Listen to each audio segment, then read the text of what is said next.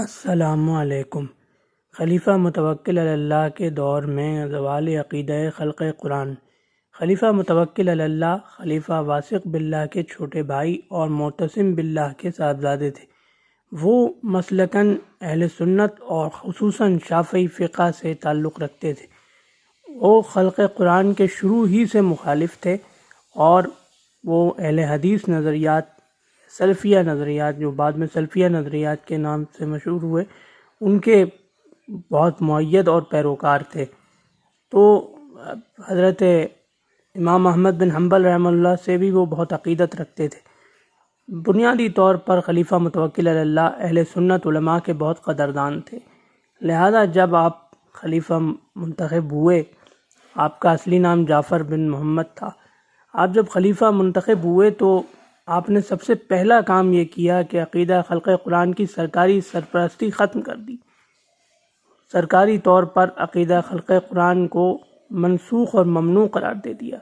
منابر مساجد سے بھی عقیدہ خلق قرآن کی اشاعت روک دی، اور جو پابندی خلیفہ واثق باللہ نے زیارت روضہ رسول صلی اللہ علیہ وآلہ وسلم پر لگائی تھی، وہ پابندی بھی آپ رحمہ اللہ نے ختم کر دی، اور ہر مسلمان، ہر اہل سنت کو روضہ رسول صلی اللہ علیہ وآلہ وسلم کی زیارت کی اجازت مرحمت فرمائی۔ حدیث کی اشاعت کا عام اہتمام فرمایا۔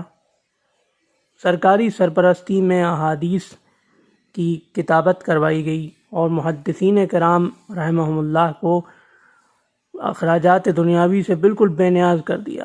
ان کو فرمایا کہ ان کو عرض کی، ان سے کہا کہ آپ صحیح احادیث قلم بند کریں، ان کی جلد سازی کی ذمہ داری، ان کی کتابی شکل کی ذمہ داری ساری میری، یعنی سرکاری خرچ پر ہوگا، آپ بس احادیث کو قلم بند کریں، صحیح احادیث تلاش کر کے اس کو قلم بند کریں، میں اس کو کتابی شکل میں منتقل کراؤں گا، یعنی میں اس کی باقاعدہ جلد سازی کراؤں گا، اور اس کی اشاعت تمام اسلامی سلطنت میں جہاں جہاں تک سکہ رواں ہے وہاں وہاں تک میرا ذمہ ہے کہ میں پہنچاؤں گا۔ اس کے بعد پھر حضرت امام احمد بن حنبل رحمہ اللہ کی بھی سرکاری طور پر عزت افزائی کی۔ معتصم باللہ اور واثق باللہ نے آپ رحمہ اللہ کو قید بھی کر رکھا تھا اور دربار میں بھی آنے نہیں دیتے تھے، تو متوکل علی اللہ رحمہ اللہ نے سب سے پہلے وہ بندش ختم کی۔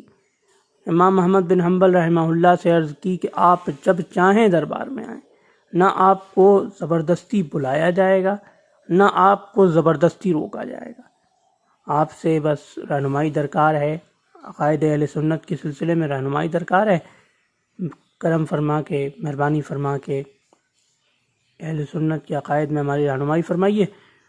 اور اس کے علاوہ آپ کے احترام و اکرام میں جو کمی سابقہ خلفاء کرتے تھے، ہم سے جتنا ہو سکا ہم اس کی تلافی کریں گے۔ اور وہ عالم دین جو خلیفہ واثق باللہ کے دور میں شہید کیے گئے اور سولی پر لٹکائے گئے، ان کا جنازہ اتروا کر، سولی سے اتروا کر عزت و احترام کے ساتھ متوکل نے دفن کرایا۔ تمام وہ علماء جو خلق قرآن کے مخالف تھے اور انکاری تھے، ان کو سرکاری سرپرستی دی گئی۔ وہ علماء جنہوں نے خلق قرآن کے انکار کے پاداش میں سزائیں کاٹی تھیں، قیدیں کاٹی تھیں، ان کو عزت افزائی ملی، سرفرازی ملی۔ جو دربار میں آ سکتے تھے دربار کی رہنمائی کے لیے، ان کو دربار میں آنے کی اجازت دی گئی۔ جو دربار میں نہیں آنا چاہتے تھے، ان کو ان کے مقامات پر عزت افزائی کی گئی۔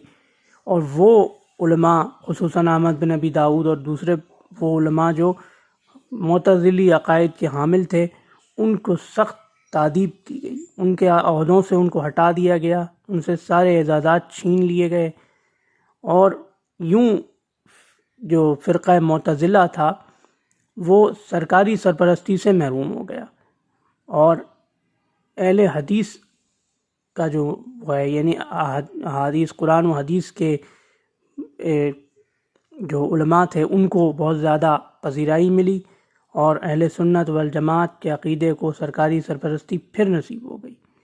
یہ تھا خلیفہ متوکل علی اللہ کے دور میں احیاء سنت اور زوال عقیدہ خلق قرآن کا مختصر واقعہ۔ اللہ حافظ۔